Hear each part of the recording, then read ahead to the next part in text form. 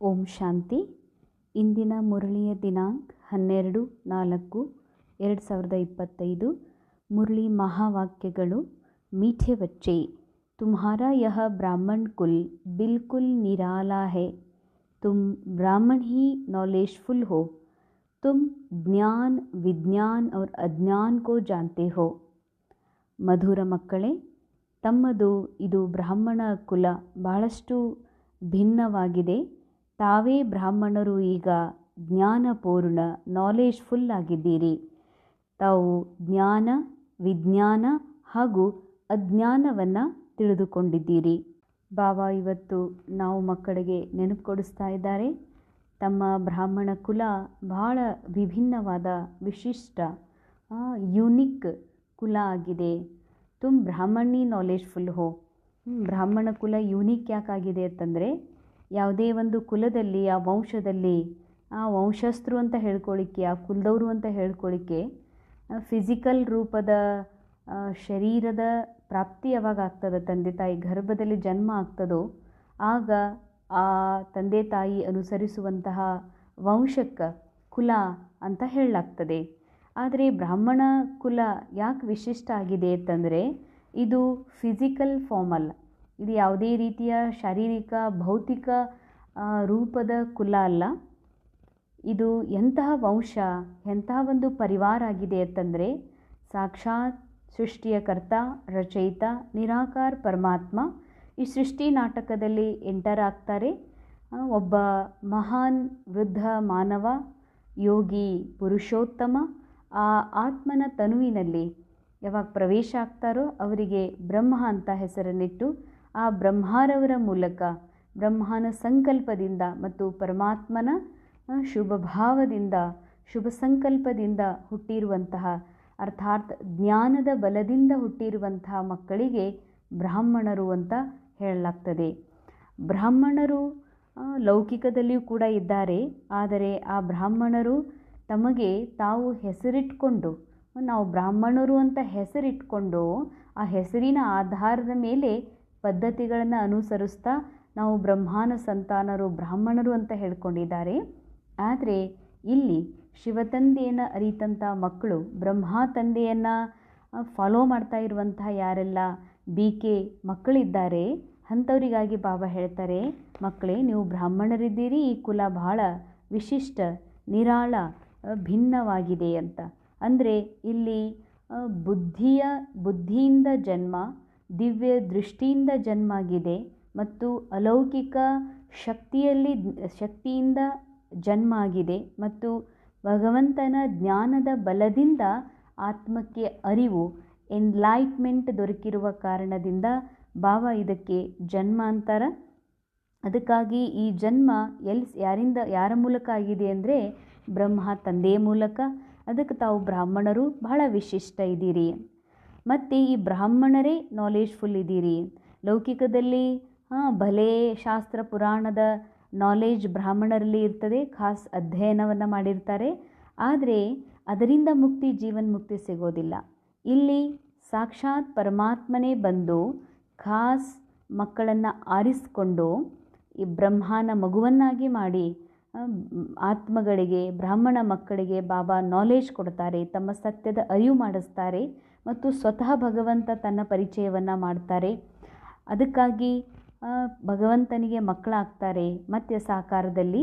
ಅದಾದಮೇಲೆ ನಾಲೆಜ್ನ ಮೂಲಕ ಬಾಬಾ ಮಕ್ಕಳಿಗೆ ಈ ಸೃಷ್ಟಿಯ ಆದಿ ಮಧ್ಯ ಅಂತ್ಯದ ನಾಲೆಜ್ ಕೊಡ್ತಾರೆ. ಈ ಕಾರಣದಿಂದ ನಾವು ನಾಲೆಜ್ಫುಲ್ ಆಗಿದ್ದೀವಿ. ಅದೇ ನಾವು ಮಕ್ಕಳು ಸತ್ಯುಗದಾಗ ಯಾವಾಗಿರ್ತೀವೋ ಆಗ ನಮಗೆ ಯಾವುದೇ ರೀತಿಯ ಭೂತಕಾಲದ ಮತ್ತು ಭವಿಷ್ಯದ ಮುಂದಿನ ಜನ್ಮ, ಮುಂದಿನ ಯುಗದಲ್ಲಿ ನಾವೇನಾಗ್ತೀವಿ ಅನ್ನೋದು ಗೊತ್ತಿರೋದಿಲ್ಲ. ಅದಕ್ಕಾಗಿ ಈ ಒಂದು ಜನ್ಮ ಇಂತಹ ಜನ್ಮ ಇದೆ, ನಮಗೆ ಎಲ್ಲದರ ನಾಲೆಜ್ ಇದೆ. ಪರಮಾತ್ಮ ಯಾರು, ಸ್ವಯಂ ನಾವ್ಯಾರು, ಈ ಸೃಷ್ಟಿ ನಾಟಕ ಏನಾಗಿದೆ, ಇದರ ಆದಿ ಮಧ್ಯ ಅಂತ್ಯ ಮತ್ತು ಪಾಸ್ಟ್, ಪ್ರೆಸೆಂಟ್ ಮತ್ತು ಫ್ಯೂಚರ್, ಈ ಮೂರರ ನಾಲೆಜ್ ನಮಗಿದೆ. ಅದಕ್ಕೆ ಬಾಬಾ ಹೇಳ್ತಾರೆ, ನೀವೇ ನಾಲೆಜ್ಫುಲ್ ಆಗಿದ್ದೀರಿ ಮತ್ತು ತಾವು ಜ್ಞಾನ, ವಿಜ್ಞಾನ, ಅಜ್ಞಾನವನ್ನು ತಿಳ್ಕೊಂಡಿದ್ದೀರಿ. ಜ್ಞಾನ ಅಂದರೆ ಪರಮಾತ್ಮ ಕೊಡುವಂಥ ಸತ್ಯವನ್ನು ಅರ್ಥ ಮಾಡ್ಕೊಂಡಿದ್ದೀರಿ ವಿಜ್ಞಾನ ಅಂತಂದರೆ ವಿಜ್ಞಾನ ಅಂದರೂ ಲೌಕಿಕದ ದೃಷ್ಟಿಯಲ್ಲಿ ಸಿಸ್ಟಮ್ಯಾಟಿಕ್ ನಾಲೇಜ್ ಅಂತ ಹೇಳ್ತಾರೆ, ಸ್ಟಡಿ ಅಂತ ಹೇಳಲಾಗ್ತದೆ. ಅಂದರೆ ಸೂಕ್ಷ್ಮ ಅರಿವು, ಭಾಳ ವ್ಯವಸ್ಥಿತಬದ್ಧವಾಗಿ ತಿಳಿಕೊಳ್ಳುವಂತಹ ಒಂದು ಪದ್ಧತಿಗೆ ವಿಜ್ಞಾನ ಅಂತ ಕರೀಲಾಗ್ತದೆ. ಆದರೆ ಇಲ್ಲಿ ವಿಜ್ಞಾನ ಅಂತ ಎದಕ್ಕಂತಾರೆ? ಯಾವುದು ಅತಿ ಸೂಕ್ಷ್ಮಿದೆ, ಯಾವುದು ಅತಿ ಸತ್ಯ ಇದೆ, ಯಾವುದು ಜೀವನ್ಮುಕ್ತಿ ಅನುಭವ ಮಾಡಿಸ್ತದೋ ಆ ಅವಸ್ಥಾ ಸ್ಟೇಜ್ ಆತ್ಮಾಭಿಮಾನಿ ಸ್ಥಿತಿಗೇನೆ ಬಾಬಾ ವಿಜ್ಞಾನ ಅಂತ ಹೇಳ್ತಾರೆ. ಅಂದರೆ ಭೌತಿಕತೆಯಿಂದ, ಭೌತಿಕ ಪ್ರಪಂಚದ ಸ್ಮೃತಿಗಳಿಂದ ಪರೆಯಾಗಿ ತನ್ನನ್ನು ಅತಿ ಸೂಕ್ಷ್ಮಾತಿ ಸೂಕ್ಷ್ಮ ಒಂದು ಬಿಂದು, ಒಂದು ಪಾಯಿಂಟ್, ಲೈಟ್ನ ಅನುಭವ ಮಾಡ್ತಾ ಆ ಸತ್ಯದ ಅರಿವಿನೊಳಗೆ ಇರುವಂತಹ ಒಂದು ಸ್ಟೇಜ್ ಏನಿದೆಯಲ್ಲ, ಅತಿ ಸೂಕ್ಷ್ಮವಾದಂಥ ಸಿಸ್ಟಮ್ಯಾಟಿಕ್ ಸ್ಟೇಜ್, ಅವಸ್ಥಾ, ಇದಕ್ಕೆ ಬಾಬಾ ವಿಜ್ಞಾನ ಅಂತ ಹೇಳ್ತಾರೆ. ಮತ್ತು ಅಜ್ಞಾನ ಅಂದರೆ ಎದಕ್ಕಂತ ಈಗ ನಾವು ತಿಳ್ಕೊಂಡೀವಿ. ಸತ್ಯುಗದಲ್ಲಿ ನಮಗೆ ಅಜ್ಞಾನ ಅಂತ ಎದಕ್ಕಂತಾರನ್ನುವ ಜ್ಞಾನನೂ ಕೂಡ ಇರೋದಿಲ್ಲ. ಆದರೆ ಸಂಗಮಯುಗದಲ್ಲಿ ಅಜ್ಞಾನ ಅಂದರೆ ಏನು, ಕತ್ತಲೆ ಅಂದರೆ ಏನು, ದೇಹಭಾನ ಅಂದರೆ ಏನು, ದುಃಖ ಅಂದರೆ ಏನಂತ ಗೊತ್ತಿದೆ, ಪ್ರಾಕ್ಟಿಕಲ್ ನಡೀತಾ ಇದೆ, ಅದರ ಅನುಭವನೂ ಆಗ್ತಾ ಇದೆ. ಇಂಥ ಜಗತ್ತಿನಲ್ಲಿ ಇಂಥ ಸತ್ಯಜ್ಞಾನವನ್ನು ಅರಿತು ಆತ್ಮಸ್ಥಿತಿಯಲ್ಲಿ ಸ್ಥಿತ ಆಗುವ ವಿಜ್ಞಾನಿಗಳಾಗ್ತೀರಿ, ವಿಜ್ಞಾನವನ್ನು ಅರಿತೀರಿ. ಮತ್ತು ಅಜ್ಞಾನ ಯಾವುದು, ವಿಜ್ಞಾನ ಯಾವುದು, ಸತ್ಯ ಯಾವುದು, ಅಸತ್ಯ ಯಾವುದು ಅನ್ನೋದನ್ನು ಅರಿತೀರಲ್ಲ. ಅದಕ್ಕಾಗಿ ಬಾಬಾ ಹೇಳ್ತಾರೆ, ಈ ಸಮಯದಲ್ಲಿ ನೀವು ಜ್ಞಾನಿನೂ ಇದ್ದೀರಿ, ವಿಜ್ಞಾನಿಗಳೂ ಆಗಿದ್ದೀರಿ ಮತ್ತು ಅಜ್ಞಾನವನ್ನು ತಿಳಿದವರಾಗಿದ್ದೀರಿ ಅಂತ ಹೇಳ್ತಾರೆ. ಇಂದಿನ ಮುರಳಿಯ ಪ್ರಶ್ನೆ, ಕಿಸ್ ಸಹಜ್ ಪುರುಷಾರ್ಥ ಸೆ ತುಮ್ ಬಚ್ಚೋಂ ಕಿ ದಿಲ್ ಸಬ್ ಬಾತೋಂ ಸೆ ಹಟ್ತಿ ಜಾಯೇಗಿ. ಯಾವ ಸಹಜ ಪುರುಷಾರ್ಥದಿಂದ ತಾವು ಮಕ್ಕಳ ಮನಸ್ಸು ಎಲ್ಲದರಿಂದ ಸರಿಲಿಕ್ಕೆ, ದೂರ ಆಗಲಿಕ್ಕೆ ಶುರುವಾಗ್ತದೆ. ಅಂದರೆ ಬಾಬಾ ಬಂದಿರುವುದೇ ಯಾವ ಪುರುಷಾರ್ಥ ಮಾಡಿಸ್ಲಿಕ್ಕಂದರೆ, ಯಾವ ಮನಸ್ಸು ಆತ್ಮರಾಜನ ಮನಸ್ಸು, ಆತ್ಮರಾಜನ ಮಂತ್ರಿ ಏನು ಮನಸ್ಸಿದೆ, ಈ ಮನಸ್ಸು ದ್ವಾಪರಯುಗದಿಂದ ಅನೇಕ ವಿಷಯಗಳಲ್ಲಿ ಸಿಕ್ಕಾಕೊಂಡಿದೆ.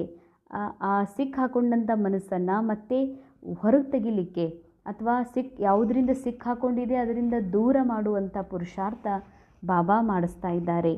ಅದಕ್ಕಾಗಿ ಯಾವ ಪುರುಷಾರ್ಥ ಮಾಡಿದರೆ ಈ ಮನಸ್ಸು ಏನು ಮಾಯೆಯ ವಿಷಯದಲ್ಲಿ, ಸಂಸಾರಿಕ ಭೌತಿಕ ವಿಷಯಗಳಲ್ಲಿ ಸಿಕ್ಕಾಕೊಂಡಿದೆಯೋ ಅದರಿಂದ ದೂರ ಆಗಲಿಕ್ಕೆ ಸಾಧ್ಯ ಇದೆ ಅಂತಾರೆ. ಉತ್ತರ, ಸಿರ್ಫ್ ರೂಹಾನಿ ದಂಧೆ ಮೇ ಲಗ್ ಜಾओ. जितना रूहानी सर्विस करते रहेंगे उतना और सब बातों से ಸ್ವತಃ ದಿಲ್ ಹಟ್ತಿ ಜಾಯೇಗಿ. ಬಾಬಾ ಹೇಳ್ತಾರೆ, ಕೇವಲ ಆತ್ಮೀಯ ಕೆಲಸದಲ್ಲಿ ತೊಡಗಬೇಕು, ಆತ್ಮೀಯ ದಂಧಾದಲ್ಲಿ ತೊಡಗಬೇಕು. ಎಷ್ಟೆಷ್ಟು ಆತ್ಮೀಯ ಸೇವೆಯಲ್ಲಿ ತೊಡಗ್ತಾ ಹೋಗ್ತೀರೋ ಅಷ್ಟಷ್ಟು ಅನ್ಯ ಮಾತುಗಳಿಂದ ಬುದ್ಧಿಯು ತಾನಾಗಿಯೇ ದೂರ ಆಗ್ತಾ ಹೋಗ್ತದೆ.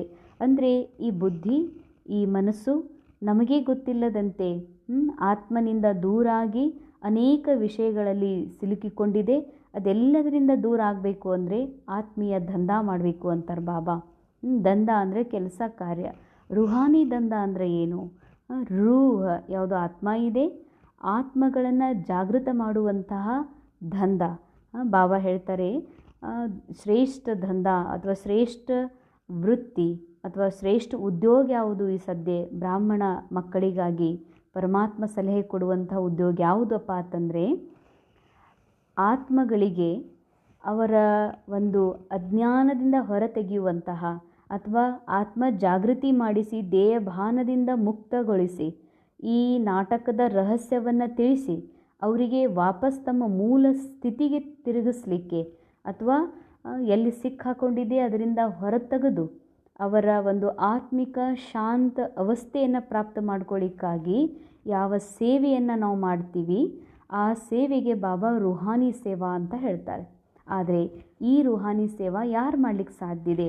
ಯಾರು ಸ್ವಯಂ ಎಲ್ಲದರಿಂದ ತಮ್ಮ ಮನಸ್ಸನ್ನು ತೆಗೆದು ದೂರ ಮಾಡಿಕೊಂಡು ತಮ್ಮ ಮನಸ್ಸನ್ನು ಆತ್ಮಿಕ ಸ್ಮೃತಿಯಲ್ಲಿ ಸ್ಥಿತ ಮಾಡಿಕೊಂಡು ಅದನ್ನು ಖಾಯಂ ಮಾಡಿಕೊಳ್ಳುವಂಥ ಪುರುಷಾರ್ಥದ ಕಡೆಗೆ ಸದಾ ಅಟೆನ್ಷನ್ ಇಟ್ಕೊಂಡಿರ್ತಾರೋ ಅಂಥವರೇ ರುಹಾನಿ ಸರ್ವೀಸ್ನಲ್ಲಿ ತೊಡಗಲಿಕ್ಕೆ ಸಾಧ್ಯತೆ ಎಷ್ಟೆಷ್ಟು ಆತ್ಮೀಯ ಸೇವೆಯಲ್ಲಿ ತೊಡಗ್ತೀರಿ ಅಷ್ಟಷ್ಟು ನಿಮ್ಮ ಮನಸ್ಸು ಈ ನಾಟಕದ ಯಾವ ಯಾವ ವಿಷಯಗಳಲ್ಲಿ ಸಿಲುಕಿಕೊಂಡಿದೆಯೋ, ಒದ್ದಾಡ್ತಾ ಇದೆಯೋ, ದುಃಖದ ಅನುಭವ ಮಾಡ್ತಾ ಇದೆಯೇ ಅಥವಾ ಕೆಟ್ಟದರ ಫೀಲಿಂಗ್ನ ಅನುಭವ ಮಾಡ್ತಾ ಇದೆ, ಅಲ್ಲಿಂದ ಮನಸ್ಸು ಹೊರಗೆ ಬರಲಿಕ್ಕೆ ಶುರುವಾಗ್ತದೆ.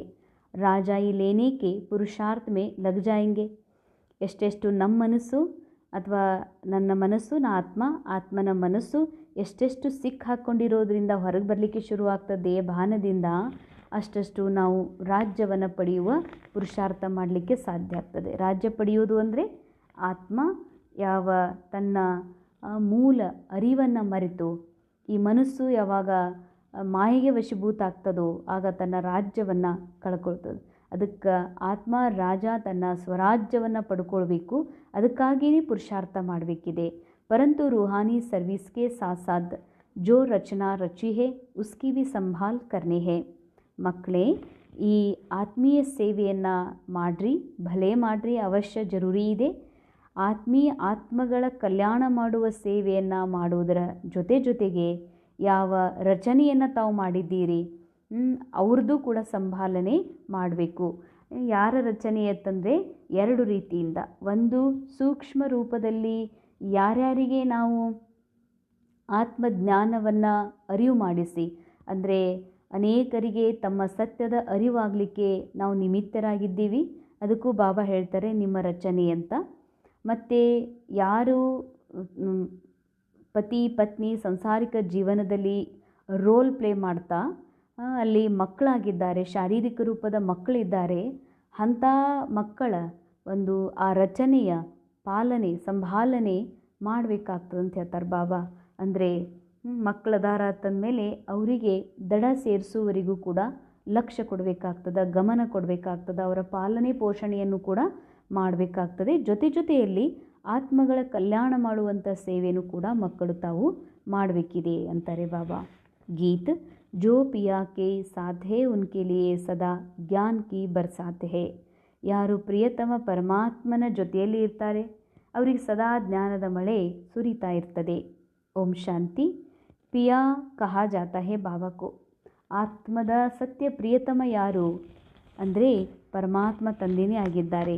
अब बाबा के आगे तो बच्चे बैठे हैं, बच्चे जानते हैं हम कोई साधु सन्यासी आदि के आगे नहीं बैठे हैं. ಮಕ್ಕಳಿಗೆ ಇದು ಗೊತ್ತಿದೆಯಲ್ಲ ಏನಂತ.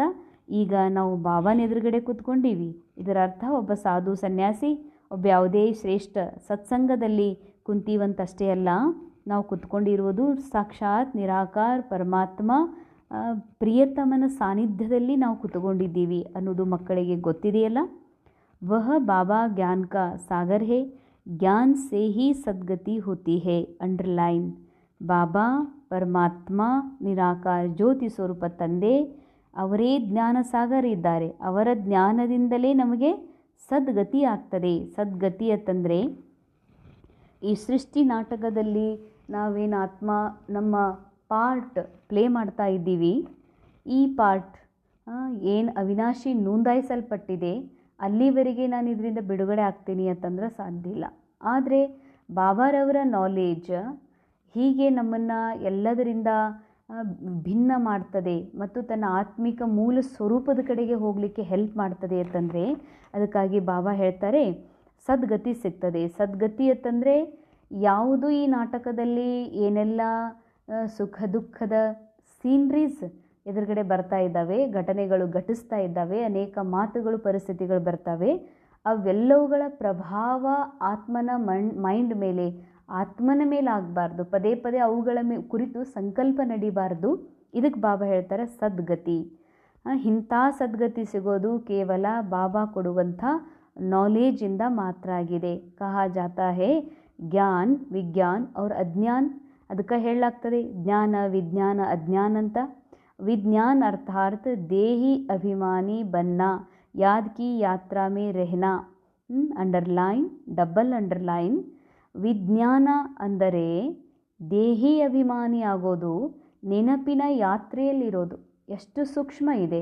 ಈಗ ರಾಕೆಟ್ನ ಮೂಲಕ ಬೇರೆ ಬೇರೆ ಸೆಟಲೈಟ್ಗಳಿಗೆ ಹೋಗ್ತಾರೆ, ರಿಸರ್ಚ್ ಮಾಡಿ ಬರ್ತಾರೆ ಸೈಂಟಿಸ್ಟ್. ಅದು ವಿಜ್ಞಾನದ ಪರಾಕಾಷ್ಠತೆ ಅಂತ ಹೇಳ್ತಾರೆ. ಆದರೆ ಬಾಬಾ ಹೇಳೋದು ನೀವು ಆತ್ಮಾಭಿಮಾನಿ ಆಗೋದು ಮತ್ತು ಬಾಬಾ ನೆನಪು ಮಾಡೋದೇ ವಿಜ್ಞಾನ ಅಂತ ಹೇಳ್ತಾರೆ. ಯಾಕೆಂದರೆ ಅವರು ಕೇವಲ ಈ ಯೂನಿವರ್ಸಲ್ಲಿರುವಂತಹ ಅನ್ಯ ಗ್ರಹಗಳಿಗೆ ಹೋಗಿ ಬರ್ತಾರೆ.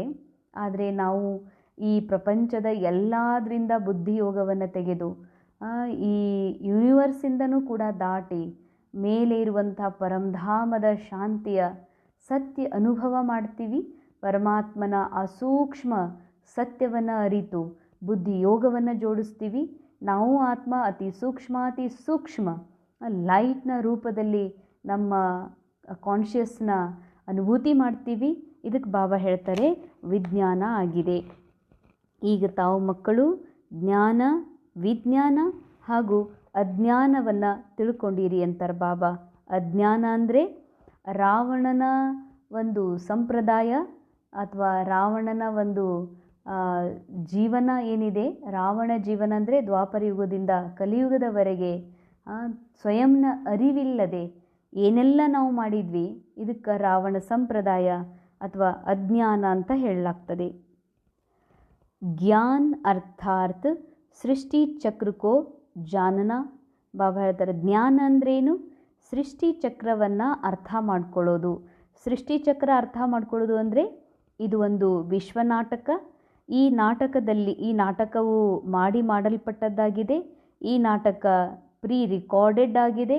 ಈ ನಾಟಕದಲ್ಲಿ ಏನೆಲ್ಲ ರೋಲ್ ಸಿಗ್ತವೆ ಅದು ನಮ್ಮ ಚಾಯ್ಸ್ ಅಲ್ಲ, ಅದು ಡ್ರಾಮಾನೇ ನಮಗೆ ಕೊಟ್ಟಿರುವಂಥದ್ದು. ಈ ವಿಶ್ವ ನಾಟಕದಲ್ಲಿ ನಾವೆಲ್ಲರೂ ಸುಂದರ ಪಾತ್ರ ಮಾಡಲಿಕ್ಕೆ ಬರ್ತೀವಿ, ಮನೋರಂಜನೆ ಅನುಭವ ಮಾಡಲಿಕ್ಕೆ ನಾಟಕದಲ್ಲಿ ಬರ್ತೀವಿ. ನಾಟಕದಲ್ಲಿ ಬಂದು ಮಧ್ಯದಲ್ಲಿ ನಾಟಕದ ಒಂದು ಪಾತ್ರಧಾರಿ ಅನ್ನೋದನ್ನು ಮರಿತೀವಿ. ಮರೆತು ನಾ ಆತ್ಮ ಅನ್ನುವ ಸತ್ಯದಿಂದ ದೂರಾಗಿ ಆಗ ಮನಸ್ಸು ಮಾಯೆಗೆ ವಶೀಭೂತ ಆಗ್ತದೆ. ಆಗ ಮನಸ್ಸು ಮಾಯೆಗೆ ವಶೀಭೂತಾಗಿ ಮಾಯಾವಿ ಪ್ರವೃತ್ತಿ, ಮಾಯಾವಿ ಸ್ವಭಾವ ಅಥವಾ ರಾವಣ ಸಂಪ್ರದಾಯಕ್ಕೆ ವಶೀಭೂತ ಆಗ್ತದೆ. ಆಗ ಇದೆಲ್ಲದರಿಂದ ಬಿಡಿಸಲಿಕ್ಕೆ ಬಾಬಾ ಬರ್ತಾರೆ. ಬಂದು ಸಂಗಮ ಯುಗದಲ್ಲಿ ನಮ್ಮೆಲ್ಲರನ್ನ ಅದರಿಂದ ಮುಕ್ತ ಮಾಡ್ತಾರೆ. ಈ ಪೂರಾ ನಾಲೆಜ್, ಈ ಸೃಷ್ಟಿ ಚಕ್ರ ಏನೇ ಇದೆ, ಚಕ್ರದಿಂದ ಮುಕ್ತ ಆಗುವ ನಾಲೆಜ್, ಚಕ್ರದಲ್ಲಿ ಮತ್ತೆ ಬರುವಂಥ ನಾಲೆಜ್, ಚಕ್ರದಲ್ಲಿ ಯಾವ ರೀತಿ ನಾವು ಜೀವನವನ್ನು ಅನುಭವ ಮಾಡ್ತೀವಿ, ಅಭಿನಯ ಮಾಡ್ತೀವಿ ಅನ್ನುವಂಥದ್ದೇನು ನಾಲೆಜ್ ಬಾಬಾ ಕೊಟ್ಟಿದ್ದಾರೆ. ಇದಕ್ಕೆ ಜ್ಞಾನ ಅಂತ ಹೇಳ್ತಾರೆ. ವಿಜ್ಞಾನ ಅಂದರೆ ಈ ನಾಟಕದಿಂದ ಪರೆಯಾಗಿ, ನಾಟಕದ ಸ್ಮೃತಿಯಿಂದ ಪರೆಯಾಗಿ ಆತ್ಮಸ್ಥಿತಿಯಲ್ಲಿ ಸ್ಥಿತ ಆಗಿ ತಂದೆ ನೆನಪು ಮಾಡೋದಕ್ಕೆ ವಿಜ್ಞಾನ ಅಂತ ಹೇಳ್ತಾರೆ. ಅವಿ ತುಮ್ ಹೋ ಸಂಗಮ್ ಯುಗಿ ಬ್ರಾಹ್ಮಣ್, ತುಮ್ಹಾರಾ ಯಹ ಬ್ರಾಹ್ಮಣ್ ಕುಲ್ ನಿರಾಲಾ ಹೈ, ಉನ್ಕೋ ಕೋಯಿ ನಹಿ ಜಾನ್ತೆ. ಈಗ ನೀವು ಸಂಗಮಯುಗಿ ಬ್ರಾಹ್ಮಣರಾಗಿದ್ದೀರಿ. ಈ ಬ್ರಾಹ್ಮಣ ಕುಲ ಬಹಳ ಭಿನ್ನವಾಗಿದೆ, ಇದನ್ನು ಯಾರೂ ತಿಳ್ಕೊಂಡಿಲ್ಲ ಅಂತಾರೆ ಬಾಬಾ. शास्त्रों में यह बातें है नहीं कि ब्राह्मण संगम पर होते हैं, यह भी जानते हैं प्रजापिता ब्रह्मा होकर गया उनको आदि देव कहते हैं. आदि देवी जगदंबा वो कौन है, यह भी दुनिया नहीं जानती. ಗೊತ್ತಿದೆ ಕೆಲವೊಂದು ಕಡೆಗೆ ಬ್ರಹ್ಮ ಯಾರು, ಬ್ರಹ್ಮನ ವಂಶಸ್ತ್ರ ಯಾರು ಅಂಥೇಳಿ. ಆದರೆ ಆದಿದೇವಿಯ ಬಗ್ಗೆ ಯಾರು ಇದ್ರ ಬಗ್ಗೆ ತಿಳ್ಕೊಂಡೇ ಇಲ್ಲ, ಆದಿದೇವಿ ಯಾರು ಅನ್ನೋದು. अब तुमको बेहद के बाबा ने धर्म का बच्चा बनाया है. ಈಗ ಬೇಹದ್ದಿನ ತಂದೆ ಶಿವ ಬಾಬಾ ನಾವೆಲ್ಲ ಮಕ್ಕಳನ್ನು ಧರ್ಮದ ಮಕ್ಕಳನ್ನಾಗಿ ಮಾಡಿದ್ದಾರೆ. ब्रह्मा भी बेहद के बाबा का बच्चा ठहरा, इनको भी वर्षा उनसे मिलता है. ಬ್ರಹ್ಮ ಬಾಬಾರು ಕೂಡ ಬೇಹದ್ದಿನ ಪರಮಾತ್ಮ ತಂದೆಯ ಮಗುವೇ ಆಗಿದ್ದಾರೆ. ಅವರಿಗೂ ಕೂಡ ತಂದೆಯಿಂದಲೇ ಆಸ್ತಿ ಸಿಗ್ತದೆ. ತುಮ್ ಪೋತ್ರೆ ಪೋತ್ರಿಯೋಂ ಕೋ ಭಿ ವರ್ಷ ಉನ್ಸೆ ಮಿಲ್ತಾ ಹೈ. ಈ ಮಾತು ಯಾರು ಹೇಳ್ತಿದ್ದಾರೆ? ಶಿವ ಬಾಬಾ. ಪೋತ್ರೆ ಪೋತ್ರಿಯ ಮೊಮ್ಮಕ್ಕಳು ಯಾರು? ನಾವು ರೋಲ್ನಲ್ಲಿರುವಂತಹ ಬೀಕೆ ಮಕ್ಕಳು. ಬ್ರಹ್ಮನ ಮಕ್ಕಳು ನೀವು ನನಗೆ ಮೊಮ್ಮಕ್ಕಳು, ನನ್ನಿಂದಲೇ ನಿಮಗೆ ಆಸ್ತಿ ಸಿಗ್ತದೆ ಅಂತಾರೆ ಬಾಬಾ. ज्ञान तो कोई के पास है नहीं, क्योंकि ज्ञान का सागर एक ही है. वह बाबा जब तक न आए तब तक किसकी सद्गति होती नहीं. ಈ ಜ್ಞಾನ ಯಾರ ಹತ್ರನೂ ಇಲ್ಲಂತಾರೆ ಬಾಬಾ. ಯಾಕಿಲ್ಲ ಅಂದರೆ ಈ ಜ್ಞಾನ ಕೇವಲ ನಿರಾಕಾರ ಶಿವ ಬಾಬಾರ ಹತ್ರ ಇದೆ. ಎಲ್ಲಿವರೆಗೆ ಶಿವ ಬಾಬಾ ಬರೋದಿಲ್ಲ, ಎಲ್ಲಿವರೆಗೆ ಶಿವ ಬಾಬಾಗ ಮಕ್ಕಳಾಗೋದಿಲ್ಲ, ಅರಿಯೋದಿಲ್ಲ, ಅಲ್ಲಿವರೆಗೆ ಈ ಜ್ಞಾನ ಸಿಗುವುದಿಲ್ಲ. ಈ ಜ್ಞಾನ ಸಿಗುವುದಿಲ್ಲ ಅಂತಂದರೆ ಸದ್ಗತಿನೇ ಆಗೋದಿಲ್ಲ ಅಂತಾರೆ ಬಾಬಾ. ಅರ್ಥಾತ್ ದುಃಖದಿಂದ ಮುಕ್ತಿ, ಚಿಂತೆಯಿಂದ ಮುಕ್ತರಾಗಲಿಕ್ಕೆ ಸಾಧ್ಯನೇ ಇಲ್ಲ. ಅಭಿ ತುಮ್ ಭಕ್ತಿ ಸೆ ಜ್ಞಾನ ಮೇ ಆಯೇ ಹೋ ಸದ್ಗತಿ ಕೆ ಲಿಯೇ. ತಾವು ಭಕ್ತರಾಗಿದ್ರಿ, ಭಕ್ತಿ ಮಾಡ್ತಾ ಈಗ ಜ್ಞಾನದಲ್ಲಿ ಬಂದಿದ್ದೀರಿ ಸದ್ಗತಿಯನ್ನು ಪಡೀಲಿಕ್ಕೆ. सत्युग को कहा जाता है सदगति, कलयुग को दुर्गति कहा जाता है, क्योंकि रावण का राज्य है ना. ಸತ್ಯುಗಕ್ಕೆ ಸದ್ಗತಿ ಹೊಂದಿದಂಥ ಆತ್ಮಗಳ ಆ ಒಂದು ಗುಂಪಿಗೆ ಅಥವಾ ಆ ಸಮಯದ ಆ ಸ್ಥಿತಿಗೆ ಸತ್ಯುಗ ಅಂತ ಹೇಳಲಾಗ್ತದೆ. ಯಾಕಂದರೆ ಅಲ್ಲಿರುವ ಎಲ್ಲ ಆತ್ಮಗಳು ಸಂಪೂರ್ಣ ಜಾಗೃತ ಅವಸ್ಥೆಯಲ್ಲಿರೋದ್ರಿಂದ ಸತ್ಯುಗಕ್ಕೇ ಸದ್ಗತಿ ಯುಗ ಅಂತ ಹೇಳ್ತಾರೆ. ಈ ಕಲಿಯುಗಕ್ಕೆ ದುರ್ಗತಿ ಅಂದರೆ ಆತ್ಮ ತನ್ನ ಸತ್ಯದಿಂದ ದೂರ ಆಗಿ ಮನಸ್ಸಿಗೆ ವಶಭೂತ ಆಗಿದೆ ಅಂತಂದರೆ ಇದಕ್ಕೆ ಬಾಬಾ ದುರ್ಗತಿ ಅಂತ ಹೇಳ್ತಾರೆ. ಕ್ಯೂಂಕಿ ಯಾಕೆ ಅಂದರೆ ಇದು ರಾವಣನ ರಾಜ್ಯ ಆಗಿದೆಯಲ್ಲ. ಬಾಬಾ ದೂರ ದೇಶ ಸೆ ಪರಾಯೇ ದೇಶ ಮೇ ಆಕರ್ ಹಮ್ಕೋ ಪಡಾಯೇ ಫಿರ್ ಚಲೇ ಜಾತೆ. ಶಿವಬಾಬಾ ದೂರ ದೇಶದಿಂದ ಈ ಪರದೇಶದಲ್ಲಿ ಬರ್ತಾರೆ, ಬಂದು ಓದಿಸಿ ವಾಪಸ್ ಹೋಗ್ತಾರೆ. ಖುದ್ ಕೇತೆ ಹೇ ಮೇ ಆತಾ ಹೂँ ಸೆಕೆಂಡ್ ಮೇ. ಶಿವಬಾಬಾ ಪರಂಧಾಮದಿಂದ ಬರಲಿಕ್ಕೆ ಸೆಕೆಂಡ್ ಬೇಕಷ್ಟೇ, ದೇರಿ ನಹಿ ಲಗ್ತಿ. आत्मा 20 सेकंड में एक शरीर छोड़ दूसरे में जाती, कोई देख न सके. ಆತ್ಮನೂ ಕೂಡ ಒಂದು ಶರೀರವನ್ನು ಬಿಟ್ಟು ಇನ್ನೊಂದು ಶರೀರದಲ್ಲಿ ಹೋಗಲಿಕ್ಕೆ 1 ಸೆಕೆಂಡ್ ಸಾಕು ಅಂತಾರೆ ಬಾಬಾ. ಆದರೆ ಇದನ್ನು ಯಾರೂ ನೋಡಲಿಕ್ಕೆ ಸಾಧ್ಯನೇ ಇಲ್ಲ. ಆತ್ಮ ಬಹುತ್ ಥಿಕಿ ಹೇ, ಆತ್ಮ ಬಹಳ ಲಿವಿಂಗ್ ಲೈಟ್, ಬಹಳ ಸೂಕ್ಷ್ಮ ಇದೆ ಅಂತ ಹೇಳ್ತಾರೆ ಬಾಬಾ. ಗಾಯ ಬಿ ಹುವಾ ಹೇ ಸೆಕೆಂಡ್ ಮೇ ಜೀವನ್ ಮುಕ್ತಿ. ಆತ್ಮನಿಗೆ ಎನ್ಲೈಟ್ಮೆಂಟ್ ಆಯಿತು, ಆತ್ಮನಿಗೆ ಆತ್ಮ ಜಾಗೃತಿ ಆಯಿತು ಅಂದರೆ ಹಾಗಾಗಲಿಕ್ಕೆ ಕೇವಲ 1 ಸೆಕೆಂಡ್ ಸಾಕು. ಸೆಕೆಂಡಿನಲ್ಲಿ ಆತ್ಮ ಜೀವನ್ಮುಕ್ತ ಅವಸ್ಥೆಯನ್ನು ಪ್ರಾಪ್ತ ಮಾಡ್ಕೊಳ್ತದೆ. रावण राज्य को जीवन बंद राज्य कहेंगे ना. बच्चा पैदा हुआ और बाबा का वर्षा मिला, तुमने भी बाबा को पहचाना और स्वर्ग के मालिक बने, फिर उसमें नंबरवार मर्तबे है पुरुषार्थ अनुसार. ಈಗ ರಾವಣನ ರಾಜ್ಯದಲ್ಲಿ ಎಲ್ಲರೂ ಜೀವನ ಬಂಧನದಲ್ಲಿದ್ದಾರೆ. ಯಾರಾದರೂ ಒಂದು ಮಗು ಆಯಿತು ಅಂತಂದರೆ ಆ ಮಗು ತಂದೆ ಎಲ್ಲ ಆಸ್ತಿಗೆ ಅಧಿಕಾರಿಯಾಗಿಬಿಡ್ತಾರೆ. ಅಪ್ಪನ ಪರಿಚಯ ಆಯಿತು ಅಂತಂದರೆ ಮಕ್ಕಳು ಆ ಅಪ್ಪನ ಆಸ್ತಿಗೆ ಅಧಿಕಾರಿ ಆಗ್ತಾರೆ. ಅದೇ ರೀತಿಯಾಗಿ ತಾವಿಲ್ಲಿ ಬಾಬಾನ ತಿಳ್ಕೊಂಡಿರಿ ಅಂತಂದರೆ ಸ್ವರ್ಗದ ಮಾಲೀಕರಾಗ್ತೀರಿ, ನಂಬರ್ವಾರ್ ಆಸ್ತಿಯನ್ನು ಪಡ್ಕೊಳ್ತೀರಿ ಈ ಸದ್ಯದ ಪುರುಷಾರ್ಥದ ಅನುಸಾರ. बाबा बहुत अच्छी रीति समझाते रहते. 2 बाबा है, एक लौकिक और एक पारलौकिक. ಇಲ್ಲಿ ಇಬ್ಬರು ತಂದೆ ಇದ್ದಾರೆ, ಒಬ್ಬರು ಲೌಕಿಕ ತಂದೆ, ಇನ್ನೊಬ್ಬರು ಪಾರಲೌಕಿಕ ತಂದೆ. हे शिव बाबा कहना ये पुकार का शब्द है, तुमको हे शब्द नहीं कहना, बाबा को याद करना है. ಅಂಡರ್ಲೈನ್. ಈಗ ಲೌಕಿಕದಲ್ಲಿ ಈ ಥರ ಅಂತೀವಲ್ಲ, ಹೇ ಶಿವ ಬಾಬಾ, ಹೇ ಶಿವ ಬಾಬಾ, ಹೇ ನನ್ನ ತಂದೆ, ಈ ಥರ ಅನ್ನೋದು ಕೂಡ ಇದು ಕೂಗುವುದಾಗಿದೆ. ನೀವು ಈ ಥರನೂ ಅನ್ನುವ ಅವಶ್ಯಕತೆ ಇಲ್ಲ, ಆದರೆ ತಂದೆ ನೆನಪು ಮಾಡಬೇಕು. ಚಿಲ್ಲಾಯ ತೋ ಗೋಯಾ ಭಕ್ತಿ ಕ ಅಂಶ ಆ ಗಯಾನ. ಚೀರುವುದು, ಹೇ ಶಿವ ಬಾಬಾ ಅಂದರೆ ಚೀರ್ದಂಗೆ ಅಂತಾರೆ ಬಾಬಾ. ಹೇ ನಮ್ಮಪ್ಪ ಕೇಳಿಸ್ಕೋರಪ್ಪ ಅಂತ ನಾವು ಅಂತೀವಲ್ಲ, ಏ ದೇವ್ರೇ ಎಲ್ಲಿದೆಯಪ್ಪ ಅಂತ ಅಂತೀವಿ. ಅಂದರೆ ಇದು ಚೀರ್ದಂಗೆ ಆಯ್ತಲ್ಲ, ಅಂದಮೇಲೆ ಇದು ಭಕ್ತಿಯ ಅಂಶನೇ ಆಯಿತು ಅಂತಾರೆ ಬಾಬಾ. ಹೇ ಭಗವಾನ್ ಕೇನಾ ಭಿ ಭಕ್ತಿ ಕಾ ಆದತ್ ಹೇ. ಹೇ ಭಗವಂತ ಅನ್ನೋದು ಕೂಡ ಏನಾಗಿದೆ, ಭಕ್ತಿ ಅಭ್ಯಾಸ. ಬಿ ಕೆ ರೋಲ್ನಲ್ಲಿ ಇದ್ರೂ ಕೂಡ ಅನೇಕ ಆತ್ಮರ ಮೈಂಡ್ ಇನ್ನೂ ಭಕ್ತಿಯಿಂದ ಹೊರಗೆ ಬಂದೇ ಇಲ್ಲ. ಅದಕ್ಕಾಗಿ ಎಲ್ಲಿವರೆಗೆ ಭಕ್ತಿ ಇರ್ತದೆ ಅಲ್ಲಿವರೆಗೆ ಬಾಬನ್ ಪೂರಾ ಆಸ್ತಿಗೆ ಅಧಿಕಾರಿ ಆಗೋದಕ್ಕೆ ಸಾಧ್ಯ ಇಲ್ಲ, ಅಥವಾ ಜೀವನ್ಮುಕ್ತ ಸ್ಥಿತಿ ಅನುಭವ ಮಾಡಲಿಕ್ಕೆ ಎಂದಿಗೂ ಸಾಧ್ಯ ಇಲ್ಲ. ಯಾಕೆಂದರೆ ಭಕ್ತಿ ಅಂದ್ರೇ ಅಜ್ಞಾನ, ಭಕ್ತಿ ಅಂದ್ರೇ ಬಂಧನ, ಭಕ್ತಿ ಅಂದ್ರೇ ಅಂಧಕಾರದಲ್ಲಿ ಮುಳುಗೋದು. ಈ ರೀತಿ ಬಾಬಾ ಹೇಳ್ತಾರೆ, ನಾನು ಸಾಕ್ಷಾತ್ ಬಂದಿದ್ದೀನಿ, ನಾನು ನಿಮಗೆ ನನ್ನ ಪರಿಚಯವನ್ನು ಮಾಡಿಸಿರತ್ತಂದಮೇಲೆ ಚುಪ್ಚಾಪ್ ಶಾಂತವಾಗಿ ಕೂತ್ಕೊಂಡು ನಾನು ನೆನಪು ಮಾಡಿರಿ ಅಷ್ಟೇ. ಹೇ ದೇವರೇ, ಹೇ ತಂದೆ, ಹೇ ಶಿವ ಬಾಬಾ ಅನ್ನೋದು ಕೂಡ ಇದು ಇನ್ನೂ ಭಕ್ತಿನೇ ಅಂತಾರೆ ಬಾಬಾ. ಭಲೆ ನಾವು ಡ್ರೆಸ್ ಬದಲಾಯಿಸ್ಕೊಂಡಿರ್ಬೋದು, ನಮಗೆ ನಾವು ಬೇಕೆ ಅಂತ ಅಂದ್ಕೊಂಡಿರ್ಬೋದು. ಬಾಬಾರನ್ನ ಭಕ್ತಿಯಲ್ಲಿ ಹೆಂಗೆ ಕರಿತೀವಿ, ಅಲ್ಲಿ ಭಕ್ತಿಯೊಳಗೆ ದೇವರೇ, ತಂದೆ, ನಮ್ಮಪ್ಪ, ಭಗವಂತ, ಪರಮಾತ್ಮ ಅಂತಿದ್ವಿ. ಈಗ ಸ್ವಲ್ಪ ಚೇಂಜ್ ಆಗಿ ಶಿವ ಬಾಬಾ ಅಂತೀವಿ ಅಥವಾ ಬಾಬಾ ಅಂತೀವಿ. ಬಾಬಾ ಅನ್ನೋದು ಅಷ್ಟೇ ಚೇಂಜ್ ಮಾಡ್ಕೊಂಡಿದ್ದೀವಿ, ಆದರೆ ಭಕ್ತಿ ಇನ್ನೂ ಬಿಟ್ಟೇ ಇಲ್ಲ. ಅದಕ್ಕೆ ಬಾಬಾ ಅಂತಾರೆ ಹಿಂಗೆ ಅನ್ನೋದು ರಾಂಗ್ ಆಗಿದೆ. ತುಮಕೋ ಬಾಬಾ ಕಾ ಪರಿಚಯ ಮಿಲಾ, ಅಬ್ ಬಾಬಾ ಕಿ ಶ್ರೀಮತ್ ಪರ್ ಚಲೋ. ಶಿವ ಬಾಬಾರ ಪರಿಚಯ ಆಗಿದೆ ಅಂದರೆ ಬಾಬಾರ ಶ್ರೀಮತ್ ಅನುಸಾರ ನಡಿಬೇಕಲ್ಲ. ಐಸೆ ಬಾಬಾ ಕೋ ಯಾದ್ ಕರೋ ಜೈಸೆ ಲೌಕಿಕ್ ಬಚ್ಚೆ ದೇಹದಾರಿ ಬಾಬಾ ಕೋ ಯಾದ್ ಕರ್ತೆ ಹೇ. ಇಂಥ ತಂದೆಯನ್ನು ಇಷ್ಟು ನೆನಪು ಮಾಡಬೇಕಲ್ಲ, ಹೇಗೆ ಲೌಕಿಕದ ಮಕ್ಕಳು ದೇಹದಾರಿ ಅಪ್ಪಗೆ ನೆನಪು ಮಾಡ್ತಾರೆ. ಶಿವ ಬಾಬಾ ಹೇಳ್ತಿದ್ದಾರೆ, ಮಕ್ಕಳೇ ನನಗೆ ಹೆಂಗೆ ನೆನಪು ಮಾಡ್ರಿ ಅಂದರೆ, ಲೌಕಿಕದಾಗ ಅವ್ರ ಮಕ್ಕಳು ಅವ್ರ ಅಪ್ಪಗೆ, ಸಣ್ಣ ಸಣ್ಣ ಮಕ್ಕಳು ಅಪ್ಪನನ್ನು ಎಷ್ಟು ಹಂಬಲಿಸಿ ಆ ತಂದೆ ಜೊತೆಗೆ ಕುತ್ಕೋಬೇಕು, ಆಡಬೇಕು ಅಂತ ಬಯಸ್ತಾರೋ ಆ ರೀತಿ ನನ್ನ ನೆನಪು ಮಾಡ್ರಿ ಅಂತಾರೆ ಶಿವ ಬಾಬಾ. ಖುದ್ ಭಿ ದೇಹ ಅಭಿಮಾನ್ ಮೇ ಹೇ ತೋ ಯಾದ್ ಭಿ ದೇಹದಾರಿ ಬಾಬಾ ಕೋ ಕರ್ತೆ. ಲೌಕಿಕ ಮಕ್ಕಳೇನು ಖುದ್ ದೇಹದಾರಿ ಇರ್ತಾರ, ತಮ್ಮ ಲೌಕಿಕ ದೇಹದಾರಿ ಅಪ್ಪನನ್ನೇ ನೆನಪು ಮಾಡ್ತಾರೆ. ये भारत बाबा का बर्थ प्लेस है, यहाँ ही बाबा आते हैं, बाबा के खंड से ही ले जाते तो वापस देना पड़े ना, समय पर देखो कैसे मिलता है. ಬಾಬಾ ಹೇಳ್ತಾರೆ, ಭಾರತ ದೇಶ ಶಿವ ಬಾಬಾರವರ ಜನ್ಮಭೂಮಿ ಆಗಿದೆ, ಭಗವಂತನ ಅವತರಣಾ ಭೂಮಿ ಆಗಿದೆ. ಇಲ್ಲಿ ಬಾಬಾ ಬರ್ತಾರೆ ಅಂತಂದಮೇಲೆ ಬಾಬಾರ ಖಂಡದಿಂದ, ಭರತ ಖಂಡದಿಂದ ಬಹಳಷ್ಟು ಸಂಪತ್ತನ್ನು, ಬಹಳಷ್ಟು ಸಿರಿ ಸಂಪತ್ತನ್ನು ಅನೇಕರು ಇಲ್ಲಿಂದ ತಗೊಂಡು ಹೋಗಿದ್ದಾರೆ. ಅದಕ್ಕಾಗಿ ಬಾಬಾ ಹೇಳ್ತಾರೆ, ತೊಗೊಂಡು ಹೋಗಿದ್ದಾರೆ ಅಂತಂದಮೇಲೆ ಅದು ಹಾಗೇ ಅಲ್ಲಿ ಉಳಿಯುವುದಿಲ್ಲ, ಅದು ವಾಪಸ್ ಬರಲೇಬೇಕು. ಸಮಯ ಅನುಸಾರ ನೋಡ್ರಿ ಹೆಂಗೆ ಸಿಗ್ತಾ ಇದೆ.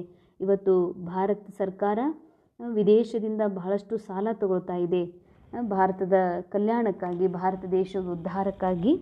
ಆದರೆ ಬಾಬಾ ಹೇಳ್ತಾರೆ, ಅದು ಸಾಲಲ್ಲ, ನಮ್ಮದೇ ತೊಗೊಂಡು ಹೋಗಿದ್ರು ಅದು ನಮ್ಮದು ವಾಪಸ್ ಬರ್ತಾ ಇದೆ, ನೋಡ್ರಿ ಹೇಗಿದೆ ಅಂತಾರೆ ಬಾಬಾ. ಯಹ ಬಾತೆ ತುಮ್ ಜಾನ್ತೆ ಹೋ. ವಿದೇಶದಿಂದ ಏನೆಲ್ಲ ಸಂಪತ್ತು ಬರ್ತಾ ಇದೆ ಭಾರತ ದೇಶಕ್ಕಾಗಿ, ಅದು ಅವ್ರು ಕೊಡ್ತಾ ಇಲ್ಲ, ನಮ್ಮದೇ ಹಿಂದೆ ತೊಗೊಂಡು ಹೋಗಿದ್ರು ಅದು ನಮಗೆ ಬರ್ತಾ ಇದೆ. ಆದರೆ ಇದು ಯಾರಿಗೂ ಗೊತ್ತಾಗೋದಿಲ್ಲ ಅಂತ ಹೇಳ್ತಾರೆ ಬಾಬಾ. ಯಾರಿಗೂ ಗೊತ್ತೇ ಇಲ್ಲ ಈ ಥರ ನಡೀತಾ ಇದೆ ಅಂತ. ತೋ ಉನ್ಕೋ ಥೋಡಿ ಪತಾ ಹೇ ವಿನಾಶ್ ಕಿಸ್ ಸಮಯ ಆಯೇಗಾ. ವಿದೇಶದವ್ರಿಗೆ ಎಲ್ಲಿ ಗೊತ್ತದ, ಇರುವಂಥ ಎಲ್ಲ ಧನವನ್ನು ಭಾರತಕ್ಕೆ ಸಾಲದ ರೂಪದಲ್ಲಿ ಕೊಡ್ತಾ ಇದೆ, ಇನ್ನು ಸ್ವಲ್ಪ ದಿನದಾಗ ಅವ್ರ ಮೇಲೆ ಅಣುಬಾಂಬ್ಗಳ ದಾಳಿ ಆಗ್ತದ, ವಿನಾಶ ಆಗ್ತದ, ನ್ಯಾಚುರಲ್ ಕೆಲಮಿಟೀಸ್ ಬರ್ತವೆ ಅಂತ ಅವ್ರಿಗೆ ಗೊತ್ತೇ ಇಲ್ಲ. ಗೌರ್ಮೆಂಟ್ ಭೀ ಬಾತೆ ಮಾನೆಂಗಿ ನಹಿ.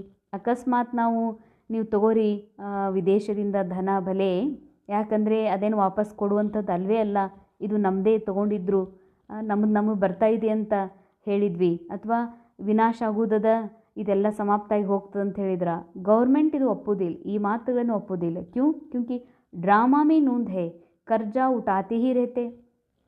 ಬಾಬಾ ಹೇಳ್ತಾರೆ, ಇವೆಲ್ಲ ಮಾತು ಡ್ರಾಮಾದಲ್ಲಿ ಫಿಕ್ಸ್ ಇದೆ. ಯಾವುದು ಪ್ರೀ ರಿಕಾರ್ಡೆಡ್ ಡ್ರಾಮಾದಲ್ಲಿ ಫಿಕ್ಸ್ಡ್ ಇದೆ ಸ್ಕ್ರಿಪ್ಟ್ನಲ್ಲಿ, ಅಂದಮೇಲೆ ಅದು ಹಂಗೆ ಆಗಬೇಕು. ಅಂದಮೇಲೆ ಸಾಲವನ್ನು ತಗೋತಾನೇ ಇರ್ತಾರೆ. ರಿಟರ್ನ್ ಹೋ ರಹಾ ಹೇ, ಸಾಲ ತಗೋತಾ ಇಲ್ಲ, ನಮ್ಮಿಂದ ತೊಗೊಂಡು ಹೋಗಿರುವಂಥದ್ದು ವಾಪಸ್ ನಮ್ಮ ದೇಶಕ್ಕೆ ಬರ್ತಾ ಇದೆ. ತುಮ್ ಜಾನ್ತೆ ಹೋ ಹಮಾರಿ ರಾಜಧಾನಿ ಸೆ ಬಹುತ್ ಪೈಸೆ ಲೇ ಗಯೆ ಸೋ ಫಿರ್ ದೇ ರಹೆ ಹೇ. ಬಾಬಾ ಅನೇಕ ಬಾರಿ ಹೇಳ್ತಾರೆ, ಒಂದೇ ಒಂದು ಭಾರತದ ಮಂದಿರದ ಮೇಲೆ ಲೂಟಿ ಮಾಡಿದರೆ, ಸೋಮನಾಥನ ಮಂದಿರ 17 ಬಾರಿ ಅದನ್ನು ಒಂಟೆ ಕುದುರೆ ಆನೆಗಳ ಮೇಲೆ ತೊಗೊಂಡು ಹೋದರು ಅಂದರೆ ಎಷ್ಟು ಸಂಪತ್ತು ಇಲ್ಲಿಂದ ತೊಗೊಂಡು ಹೋಗಿದ್ದಾರೆ. ಅದಕ್ಕೆ ನಮ್ಮ ರಾಜಧಾನಿಯೊಳಗಿಂದು ಅವ್ರು ತೊಗೊಂಡು ಹೋಗಿದ್ದಾರೆ ಅಂತಂದಮೇಲೆ ಅದು ವಾಪಸ್ ಕೊಡ್ತಿದ್ದಾರೆ. ತುಮಕೋ ಕೋಯಿ ಬಾತ್ ಕಾ ಫಿಕರ್ ನಹಿ ಹೇ, ಫಿಕರ್ ರೇತಾ ಹೇ ಸಿರ್ಫ್ ಬಾಬಾ ಕೋ ಯಾದ್ ಕರ್ನೆ ಕಾ. ಶಿವ ಬಾಬಾ ಹೇಳ್ತಾರೆ, ಸಾಲ, ದೇಶದ ಮೇಲೆ ಸಾಲ ಎಷ್ಟೇ ಆಗಲಿ ಅಥವಾ ವಿದೇಶದಿಂದ ಎಷ್ಟೇ ಸಾಲ ತಗೊಳ್ಳಿ, ಇಲ್ಲಿ ಎಷ್ಟೇ ಪಂಚವಾರ್ಷಿಕ ಯೋಜನೆಗಳನ್ನು ಮಾಡಲಿ, ಸರ್ಕಾರದವ್ರು ಯಾವುದೇ ರೀತಿಯ ಯೋಜನೆಗಳನ್ನು, ಪ್ಲಾನ್ಗಳನ್ನು ಮಾಡಲಿ, ಅಥವಾ ಹಾನಿಯಾಗಲಿ ಲಾಭ ಆಗಲಿ, ಬಾಬಾ ಹೇಳ್ತಾರೆ ಇವು ಯಾವುದ್ರ ಬಗ್ಗೆ ತಲೆ ಕೆಡಿಸ್ಕೋಬೇಡ್ರಿ. ಯಾಕಂದರೆ ಈ ಮಂತ್ರಿ ಬಂದರು, ಈ ರಾಜ ಬಂದ, ಇವ್ರು ಮಿನಿಸ್ಟರ್ ಬಂದರು, ಇವ್ರು ಬರಬಾರ್ದಾಗಿತ್ತು, ಇವ್ರು ಬರಬೇಕಾಗಿತ್ತು, ಈ ಪಕ್ಷ ಬಂದಿದೆ, ಈ ಪಕ್ಷದವ್ರು ಕೆಟ್ಟ, ಈ ಪಕ್ಷದವ್ರು ಸರಿ.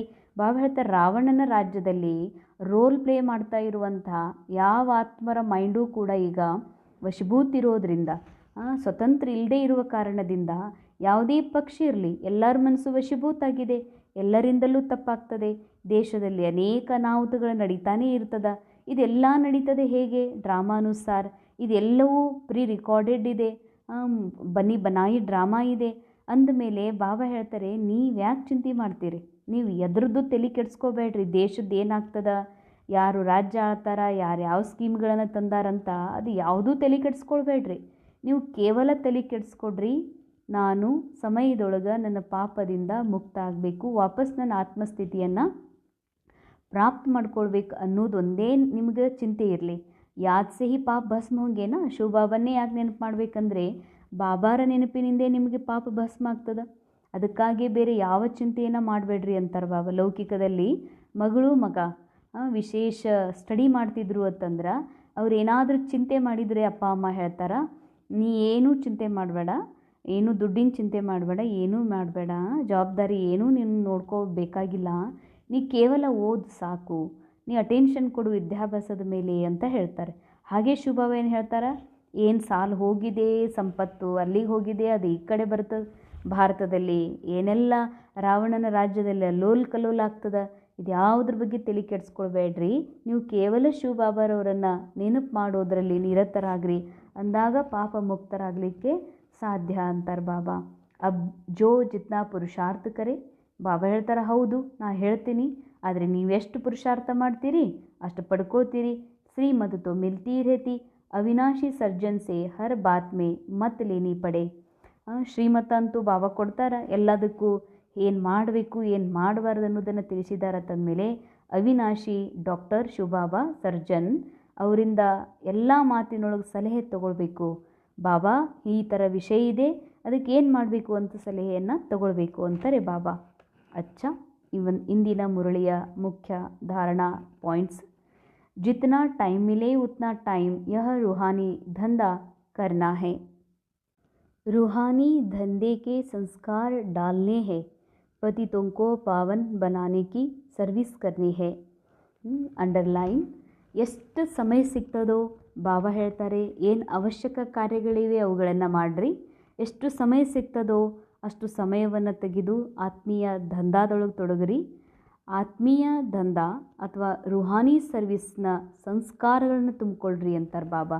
ರುಹಾನಿ ಸರ್ವಿಸ್ ಅಂದರೆ ನಾನು ಆತ್ಮ ಈ ಡ್ರಾಮಾದ ಎಲ್ಲ ಸ್ಮೃತಿಯಿಂದ ಅಥವಾ ದೇಹಭಾನದಿಂದ ಪರೆಯಾಗಿ ನಾನು ನನ್ನ ಮೂಲ ಆತ್ಮಿಕ ಅವಸ್ಥಾ ನನ್ನ ಹೈಯರ್ ಕಾನ್ಷಿಯಸ್ಸಲ್ಲಿ ನಾನು ಸ್ಥಿತ ಆಗಿ ಅದೇ ಸ್ಮೃತಿಯಲ್ಲಿ ಅತೀಂದ್ರಿಯ ಸುಖದ ಅನುಭವ ಮಾಡ್ತಾ ಆ ವೈಬ್ರೇಷನ್ ಆತ್ಮಗಳಿಗೇನು ಕೊಡಬೇಕಾಗಿದೆ ಇಂಥ ಒಂದು ಸೇವೆ, ಈ ವೈಬ್ರೇಷನ್ನಿಂದ ಅನೇಕ ಆತ್ಮಗಳ ರೂಹ ಜಾಗೃತ ಆಗ್ತದೆ.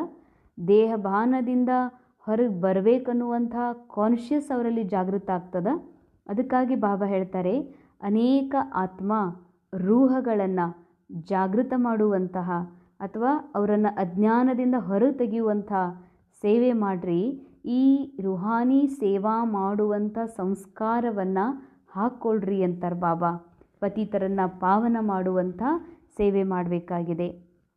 ಎಲ್ಲಕ್ಕಿಂತ ಹೈಯೆಸ್ಟ್ ಸೇವಾ ಅಂತಂದರೆ ಯಾರು ಪತಿತಿದ್ದಾರೆ, ಯಾರು ದೇಹಭಾನದಲ್ಲಿ ಮುಳುಗಿ ಹೋಗಿಬಿಟ್ಟಿದ್ದಾರೆ, ಅವರನ್ನು ಆ ದೇಹಭಾನದಿಂದ ಹೊರಗೆ ತಂದು ಅವರ ಆತ್ಮ ಅನ್ನುವಂಥ ಸ್ಥಿತಿಗೆ ತರೋದಿದೆ. ಇದು ಸೆಕೆಂಡ್ ನಂಬರ್ ಸೇವಾ.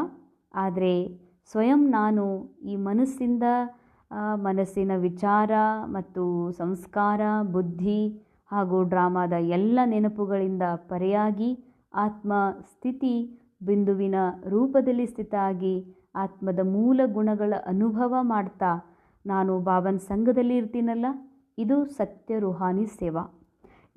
ಇದರಲ್ಲಿ ನಾವು ಯಾರಿಗೂ ಸಕಾಶ್ ಕೊಡ್ತಿದ್ದೀನಿ ಅಥವಾ ಸಕಾಶ್ ನನ್ನಿಂದ ಹೋಗ್ತಾ ಇದೆ, ನನ್ನಿಂದ ಶಕ್ತಿ ಅನೇಕರಿಗೆ ಸಿಗ್ತಾ ಇದೆ, ಈ ಥರ ಸಂಕಲ್ಪ ಮಾಡುವ ಅವಶ್ಯಕತೆಯೂ ಇಲ್ಲ.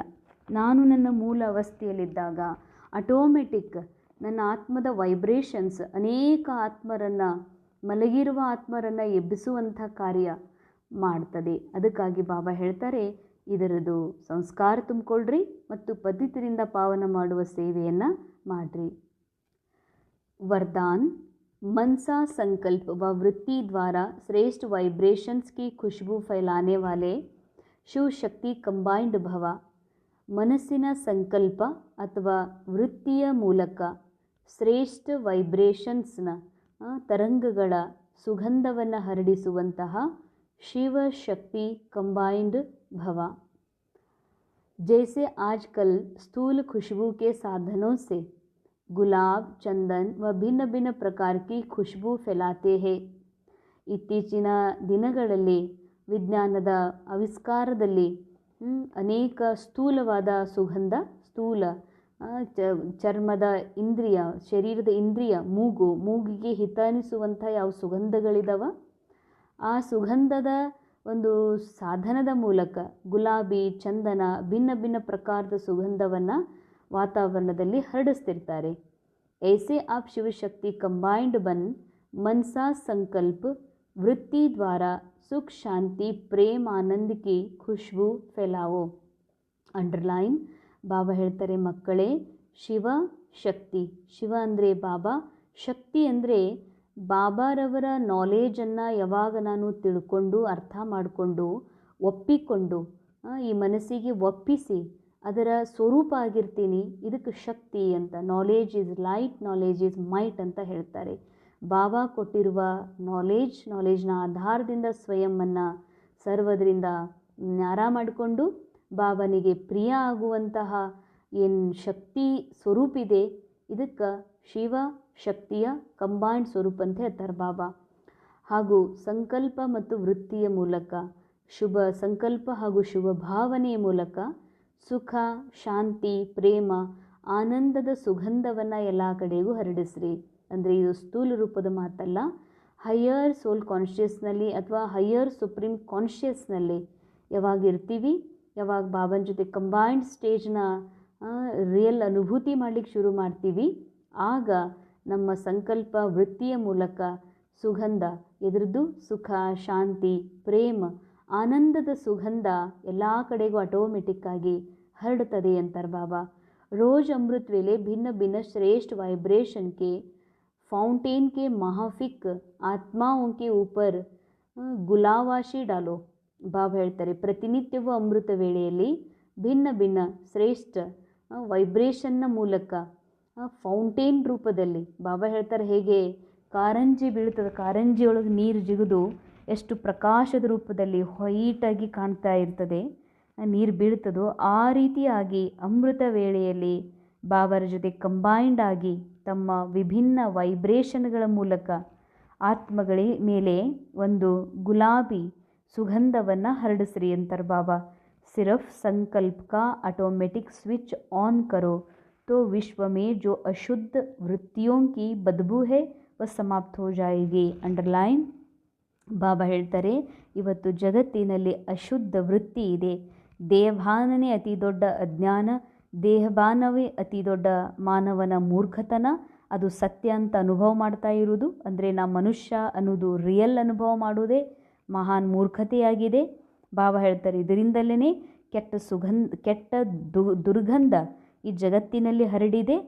ಅಶುದ್ಧ ವಿಕಾರದ ದುರ್ಗಂಧ ಏನು ಹರಡಿದೆ, ಇದು ಸಮಾಪ್ತ ಮಾಡಬೇಕು ಅಂದರೆ ಕೇವಲ ಒಂದು ಸಂಕಲ್ಪದ ಆಟೋಮೆಟಿಕ್ ಸ್ವಿಚ್ ಆನ್ ಮಾಡಿರಿ ಅಂತಾರೆ ಬಾಬಾ. ಸಂಕಲ್ಪವನ್ನು ಶಿಫ್ಟ್ ಮಾಡೋದು. ನಾನು ದುಃಖಿ ಆತ್ಮ, ನಾನು ಇನ್ಸಲ್ಟೆಡ್ ವ್ಯಕ್ತಿ ಇದ್ದೀನಿ, ಅಥವಾ ನಾನು ದೇಹಭಾನದ ಯಾವುದೋ ಒಂದು ವ್ಯಕ್ತಿ ಅಥವಾ ಯಾವುದಾದ್ರೂ ಒಂದು ಪೇಚಾನ್ ಜೊತೆಗೆ ನಾವು ನಮ್ಮನ್ನು ಐಡೆಂಟಿಫೈ ಮಾಡ್ಕೊಂಡಿದ್ದೀವಿ ಅಂತಂದರೆ ಬಾಬಾ ಹೇಳ್ತಾರೆ, ನಮ್ಮಿಂದ ಬಟನ್ ಬಂದಿದೆ ಅಂತ, ಸುಗಂಧ ಹರಡಿಸುವ ಬಟನ್ ಬಂದಿದೆ. ನಾನು ಸಂಕಲ್ಪ ಮಾಡ್ತೀನಿ, ನಾನು ಬಾಬನ ಜೊತೆ ಕಂಬೈಂಡ್ ಇದ್ದೀನಿ, ನಾನು ಶಿವಶಕ್ತಿ ಇದ್ದೀನಿ ಅನ್ನುವಂಥದ್ದು ಒಂದು ಕ್ಷಣ ನೀವು ಸಂಕಲ್ಪ ಮಾಡಿದರೆ ಸಾಕು, ಆಟೋಮೆಟಿಕ್ಕಾಗಿ ನಾ ಆತ್ಮನಿಂದ ಈ ಒಂದು ಶಕ್ತಿಶಾಲಿ ತರಂಗ, ವೈಬ್ರೇಷನ್ಸ್, ಶಾಂತಿಯ ಆನಂದದ ತರಂಗಗಳು ಎಲ್ಲ ಆತ್ಮಗಳಿಗೆ ಲಭಿಸ್ತದೆ. ಅಲ್ಲಿ ಜಗತ್ತಿನಲ್ಲಿ ಹರಡಿರುವಂಥ ದುರ್ಗಂಧವು ಸಮಾಪ್ತಿಯಾಗ್ತದೆ ಅಂತ ಹೇಳ್ತಾರೆ ಬಾಬಾ. ಸ್ಲೋಗನ್: ಸುಖದಾತ ದ್ವಾರ ಸುಖ का भंडार प्राप्त होना यह उनके प्यार की निशानी है. ಸುಖದಾತ ಶಿವಬಾಬಾ, ಬಾಬಾ ಸುಖದಾತ ಇದ್ದಾರೆ. ಸುಖದಾತಾರವರ ಮೂಲಕ ಸುಖದ ಭಂಡಾರ ಪ್ರಾಪ್ತ ಆಗುವುದೇ ಅವರ ಪ್ರೀತಿಯ ನಿಶಾನಿಯಾಗಿದೆ. ಅಂದರೆ ಒಬ್ಬ ಕನ್ಯಾ ಯಾರನ್ನು ಮದುವೆ ಆಗ್ತಾಳೋ ಅವ್ರದ್ದು ಏನಿರ್ತದ ಆ ಆಸ್ತಿಗೆ ಹಕ್ಕದಾರ ಆಗ್ತಾಳೆ. ಅದೇ ರೀತಿಯಾಗಿ